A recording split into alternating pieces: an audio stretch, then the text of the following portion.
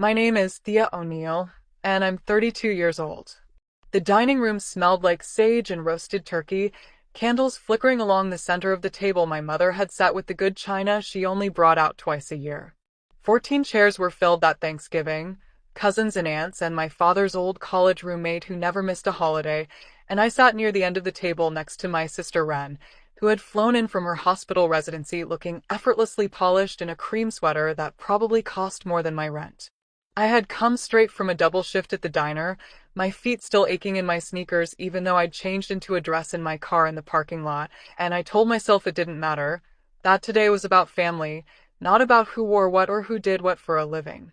My father stood up when the turkey had been carved and the wine had been poured, tapping his glass with a fork the way he always did before his yearly toast, and the room quieted, all those familiar faces turning toward him with warm, expectant smiles. He cleared his throat, grinning in that easy way he had, the way that made people laugh before he even said anything. "I just want to say how proud I am of my two daughters," he said, raising his glass toward Wren first, his voice thick with pride. "One daughter is a doctor," he said, and the table murmured approval, glasses lifting toward her, "and the other one is a waitress," he added, chuckling, gesturing loosely toward me like I was a punchline he'd been saving all day. 14 people laughed. Not a cruel laugh, not exactly, but an easy, comfortable laugh, the kind of laugh that comes from people who don't realize they're laughing at someone instead of with them.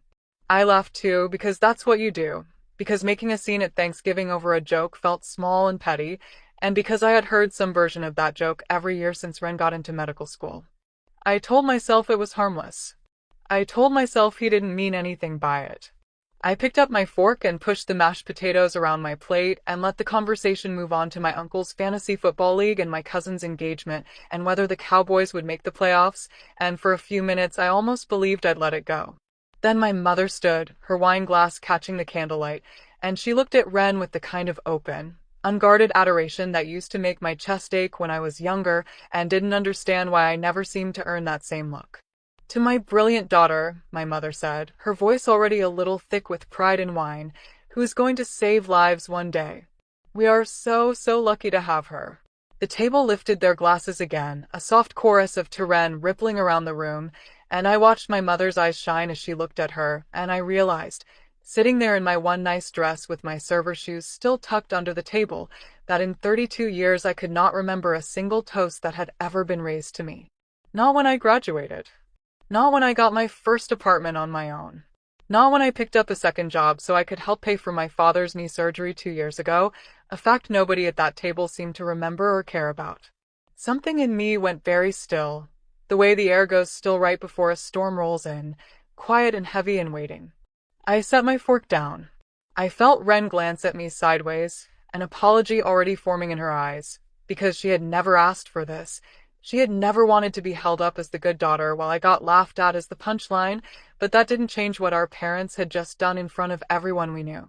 I thought about every double shift, every night I'd come home smelling like fryer oil and someone else's spilled wine, every time I had smiled through a rude customer because I needed that tip to make rent, every single time I had swallowed the words I wanted to say because it was a holiday, because it was easier, because I didn't want to be the difficult one. I pushed my chair back, the legs scraping softly against the hardwood floor, and the sound seemed to carry across the whole table, cutting through the chatter until every single face turned toward me, curious, a little confused, waiting to see what I would do. My mother lowered her glass slowly. My father's easy smile faltered just slightly at the edges. I stood there for a moment in the candlelight, in my one good dress, with 32 years of quiet swallowed pride rising up in my throat, and I finally opened my mouth to speak. "Actually," I said, my voice steadier than I expected, cutting clean through the quiet that had settled over the table, "I'd like to say something too, if that's all right." My father's fork hovered halfway to his mouth. My mother's smile stayed frozen in place, the kind of smile people wear when they sense something is about to go wrong but haven't figured out what yet.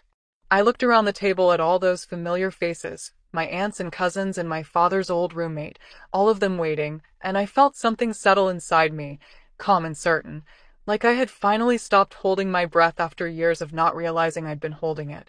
"Dad called me the waitress a minute ago," I said, and everyone laughed, and I laughed too because I always do. But I want you all to know what that waitress has actually been doing this year. I turned toward my father, who was still holding his wine glass, his knuckles a little white around the stem. That waitress picked up double shifts for 6 months so she could help pay for your knee surgery, Dad, because your insurance didn't cover the physical therapy you needed.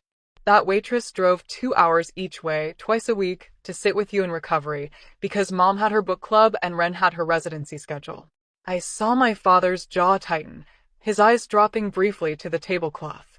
That waitress also puts $300 a month into a savings account for Mom's retirement fund, because Mom mentioned once, almost a year ago, that she was worried she hadn't saved enough, and I didn't want her to worry anymore.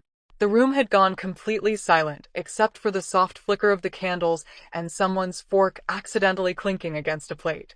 My mother's hand had come up to cover her mouth, her eyes suddenly glassy, and I could see her doing the math in her head, connecting all the small, unexplained deposits she'd probably noticed but never asked about. I'm not saying this to embarrass anyone, I continued, my voice softening but not wavering, and I'm certainly not saying it to take anything away from Ren, because she has worked incredibly hard and she deserves every bit of pride you have for her.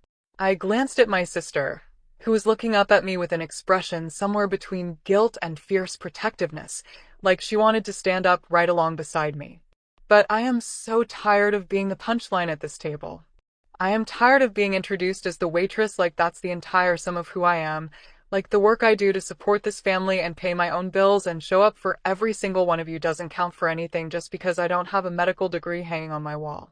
My father set his wine glass down slowly, the color draining from his face as the weight of the joke he'd made without thinking finally seemed to land on him. Thea, he started, his voice quieter now, stripped of its earlier easy humor. I know you didn't mean it to hurt me, I said gently, because it was true, and because I wasn't interested in making him the villain of this story, only in making sure I was never again the punchline of it. But intentions don't erase impact, Dad. I've smiled through that joke for years because I didn't want to make a scene, and today I realized that swallowing it every single time hasn't protected anyone. It's just taught me that my feelings are less important than everyone else's laughter.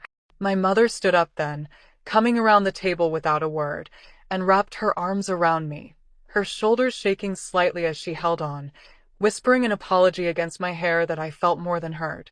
By the time dessert was served, something in that dining room had shifted permanently. My father raised his glass one more time before the pumpkin pie was cut, his voice rough with an emotion I rarely saw from him, and this time he said my name first. To Thea, he said, looking directly at me, who has been quietly holding this family together in ways I clearly haven't appreciated enough. I'm sorry it took this long for me to say it. 14 glasses lifted toward me that night, and for the first time in 32 years, I let myself simply receive it instead of shrinking away from the attention, instead of deflecting with a joke of my own. Ren squeezed my hand under the table, and later, as we cleared the plates together, she told me she'd been waiting years for someone to finally say what she'd never had the courage to say herself. I drove home that night with the radio off, the quiet in the car feeling different than it usually did, lighter somehow, like I had set something down that I'd been carrying for far too long. I didn't fix everything that happened at that table in one conversation, and I know some old habits die harder than others, but I proved something to myself that night that mattered more than any toast ever could, that my voice deserved to be heard at that table just as much as anyone else's, medical degree or not. If this story meant something to you, if you've ever felt like the family joke instead of the family pride, hit that subscribe button and stay with me, because there are so many more stories like this one still waiting to be told.